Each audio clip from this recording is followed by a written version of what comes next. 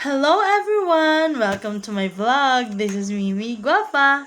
Today I'll be reading another poem that I have written in my book 101 Poems, An Ode to a Beautiful Life, published on Amazon. So I have already read the first poem. Now I will read the second one.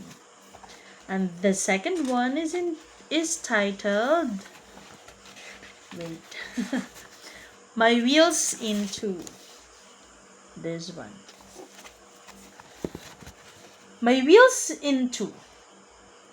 You are just a wheel in two. I get a lot of sunlight when I ride you. Prone to accident I also do, but I don't care much 'cause I love you. You are cheap and could be easily replaced. Our memories together could also be erased.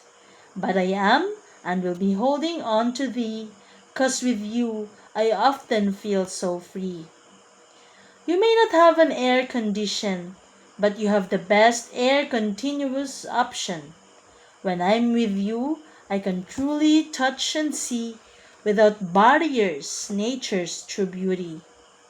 Your feels are different than those of four. You are somehow my pet, my baby on tour. You will be irreplaceable even if I age, 'cause you are a prize of an old adage. As I ride you today and you complain, please bear with me and may your engine sustain. So long as I can go home safely and sound, you, my wheels in two, will never be bound.